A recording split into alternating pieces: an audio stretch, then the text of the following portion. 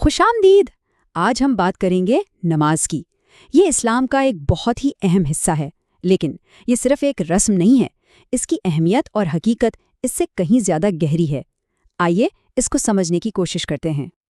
دیکھیے، نماز کی اہمیت کا اندازہ اس ایک جملے سے لگایا جا سکتا ہے کہ یہ ایمان اور کفر کے درمیان کی لکیر ہے۔ بات یہاں سے شروع ہوتی ہے۔ سوچنے کی بات ہے کہ اس معاملے کو کتنا سنجیدہ سمجھا گیا ہے۔ اچھا، تو اگر یہ اتنی اہم چیز ہے تو دین کے پورے ڈھانچے میں اس کی جگہ کیا ہے؟ اس کو سمجھنے کے لیے ہمیں اسلام کی بنیادوں کو دیکھنا ہوگا، جہاں ہمیں پتہ چلتا ہے کہ نماز ایک مرکزی ستون کی حیثیت رکھتی ہے، بالکل ویسے ہی جیسے کسی عمارت کا پلر ہوتا ہے جس پہ سب کچھ ٹکا ہوتا ہے۔ یہاں دیکھیے، اسلام کو ایک عمارت کی طرح پیش کیا گیا ہے جو 5 ستونوں پر کھڑی ہے، اور ان 5 میں سے ایک ہے نماز قائم کرنا۔ اس سے صاف ظاہر ہوتا ہے کہ یہ کوئی اختیاری عمل نہیں، بلکہ دین کی بنیاد کا ایک لازمی حصہ ہے۔ ٹھیک ہے، تو یہ تو سمجھ آ گیا کہ نماز اسلام کا ایک بنیادی ستون ہے، لیکن سوال یہ پیدا ہوتا ہے کہ آخر یہ ہے کیا؟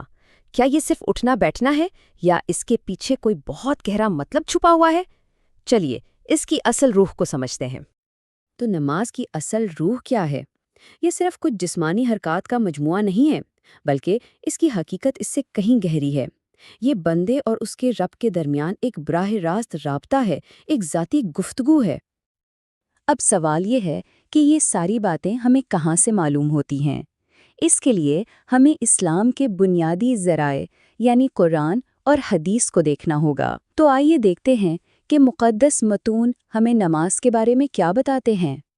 قرآن میں جب نماز کا ذکر آتا ہے تو یہ کوئی مشورہ نہیں ہوتا، یہ ایک واضح اور سیدھا حکم ہے۔ جیسا کہ اس آیت میں ہم دیکھ سکتے ہیں، نماز قائم کرو، یہ ایمان کا ایک لازمی تقاضا ہے۔ یہاں نماز کا ایک اور بڑا دلچسپ پہلو سامنے آتا ہے۔ یہ صرف ایک روحانی عمل نہیں ہے، بلکہ اس کا ایک اخلاقی مقصد بھی ہے۔ قرآن کہتا ہے کہ نماز بے حیائی اور برے کاموں سے روکتی ہے، یعنی یہ عبادت کے ساتھ ساتھ ایک ڈھال بھی ہے۔ اور اگر نماز قائم کرنا ایمان کی نشانی ہے تو اسے چھوڑ دینے کے بارے میں کیا کہا گیا ہے؟ یہاں ہم دیکھتے ہیں کہ یہ کتنی سنگین بات ہے۔ حدیث کے مطابق انسان اور کفر کے درمیان جو فرق ہے وہ نماز کا چھوڑ دینا ہے۔ یہ وہی بات ہے جو ہم نے بالکل شروع میں دیکھی تھی کہ یہ ایک حد فاصل ہے۔ ہم نے نماز کی بیرونی شکل اور اس کے احکامات کو تو دیکھ لیا، لیکن ایک بہت اہم سوال ابھی باقی ہے۔ کیا صرف یہ ظاہری حرکات ہی کافی ہیں، یا اس عمل کے اندر بھی کچھ ایسا ہے جو اسے اصل معنی دیتا ہے؟ آئیے نیت کی طاقت کو سمجھتے ہیں۔ یہ سوال اس لیے اہم ہے کیونکہ اسلامی تعلیمات ظاہری اعمال اور باطنی کیفیت میں فرق کرتی ہیں۔ ذرائع ہمیں بتاتے ہیں کہ ایک اندرونی جز ہے، ایک ارادہ ہے جو ان تمام جسمانی حرکات کو روح دیتا ہے۔ اس کے بغیر یہ صرف ایک ورزش بن کر رہ جاتی ہے۔ اور وہ اندرونی جز ہے نیت، یعنی ارادہ۔ یہ اسلام کی ایک بنیادی تعلیم ہے کہ تمام اعمال کا دارومدار نیتوں پر ہے۔ اس کا مطلب یہ ہوا کہ نماز صرف اور صرف اللہ کی رضا کے لیے پڑھی جانی چاہیے۔ یہی خالص نیت ہے جو ایک عام سے عمل کو عبادت کا درجہ دیتی ہے۔ تو اب تک ہم نے جو کچھ دیکھا، اس سے یہ بات سامنے آتی ہے کہ نماز دین کا ستون ہے، اللہ سے براہ راست رابطہ ہے، اور اس کی قبولیت کے لیے نیت کا خالص ہونا ضروری ہے۔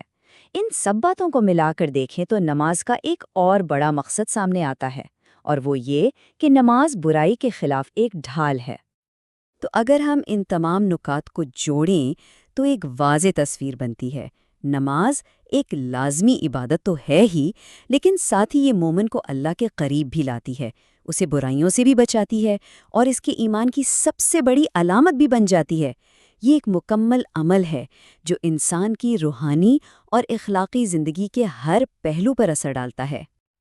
آخر میں ہم اس نتیجے پر پہنچتے ہیں کہ نماز صرف ایک عبادت نہیں، بلکہ یہ وہ بنیاد ہے جس پر ایمان کی پوری عمارت کھڑی ہوتی ہے، اور یہ ہمیں ایک گہرے سوال کے ساتھ چھوڑ جاتا ہے جس پر غور کرنا چاہیے۔ کسی کی زندگی کے لیے ایک مضبوط بنیاد رکھنے کا اصل مطلب کیا ہوتا ہے؟